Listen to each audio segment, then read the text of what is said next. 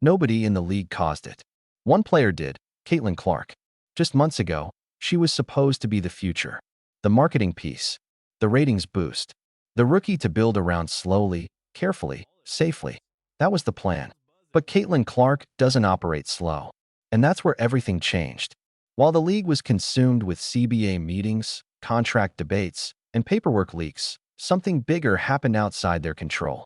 NBC called. Not for a cameo, not for a small segment, but for prime time. The NBA stage. Millions watching. And just like that, she stepped onto national television, not as a guest, but as the main event. The broadcast started ordinary. Highlights rolling, analysts laughing, standard chatter. Then the host casually said, "Joining us tonight, Caitlin Clark." Simple, harmless. Except the moment the camera cut to her, everything shifted. She wasn't excited, starstruck, or grateful. She was calm. Too calm.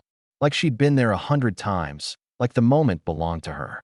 Then she started speaking, breaking down pick-and-roll coverages, calling out defensive mistakes before replays, correcting former NBA players mid-sentence, teaching veterans while millions watched. Social media blew up. Not slowly, instantly.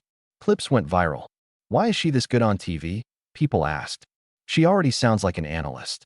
Why isn't she on every game? And just like that, the broadcast stopped being about basketball. It became about her. That's when the quiet panic began. It's where you need help with the viewership, fam. Now, it was also announced that the president of NBC Sports ended up saying that he might want Caitlin Clark back more than that March 29th appearance that they already announced. Let's take a look at this, man. According to NBC Sports President Rick Cordella, Clark's performance checked every box the network hoped for. The appearance was not treated as a one-off moment, but rather as a glimpse into what her future in sports media could look like. While Clark remains focused on her playing career, NBC clearly views her as a natural fit in front of the camera and someone worth investing in long term. Something might be nascent here, man. Hey, I'm just saying. All right, so it says NBC Sports leadership weighs in. Rick Cordella spoke positively about Clark's debut, noting that she did a good job and handled the role with ease. He highlighted her understanding of the game and her ability. Inside the Women's National Basketball Association offices, things got tense, really tense. Conversations about teams, games, and stats came to a halt. All anyone could talk about was Clark. Are you seeing this? Why is she trending higher than us? How did NBC get her first? No one had answers. Because while the league was bogged down in paperwork and negotiations, NBC Sports had moved fast, signed fast, acted fast. And just like that, Caitlin Clark was already ahead. And time.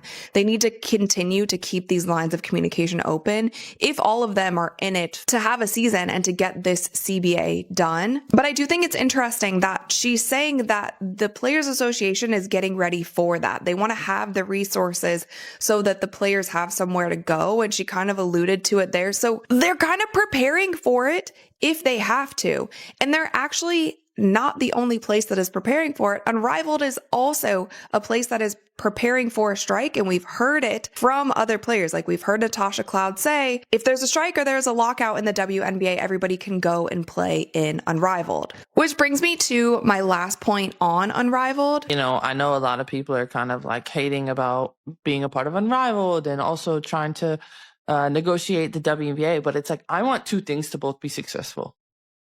And literally that's how I'm looking at it. Like I'm looking at this from a pure business standpoint and how things can be great for everyone. I think that Unrivaled, the only thing that Unrivaled is showing is positive. When you show players on social media or in games or wherever the case may be, people watch. Right. So we can't not have that for our summer season in the WNBA. And this is where a lot of people from the beginning have been calling it a conflict of interest, because it clearly is. And I'm not saying that Breanna Stewart has bad intentions. I don't actually think that she does. But she's saying here, I want two things to both be successful. She cannot come out here and say that she cares about the WNBA. Overnight, she stole the spotlight. Then the numbers came in, and that's when it hit hard. Segments featuring Clark saw ratings skyrocket. Clips of her analysis racked up millions of views every time she spoke. Engagement exploded. Meanwhile, leaked content? Flat, quiet, ordinary. The contrast was brutal. Fans weren't following the league, they were following her. Once fans follow a player instead of the brand, the league loses control. That's when the emergency meeting started. Doors closed, phones face down. The January 5th season opener and January 26th TNT, True TV windows, did not face such competition. Indeed. Well, this last Friday, they didn't face any competition this last Friday. Folks, that's bad. 103,000 viewers. Down 44%. That's nearly half. Nearly half their viewers dipped off. I being one of them. Rudy being another. I'm sure many of you as well said, I ain't coming back. Many of you probably said, I ain't going either. I'm not coming back and I'm not going to check it out either. Ooh. Let's get into some positive news, shall we? Let's get into something a little bit more positive. Sunday night basketball, milestone for NBA on NBC Sports. Lakers-Knicks, 4.5 million viewers on NBC plus Telemundo, 5 million peak audience.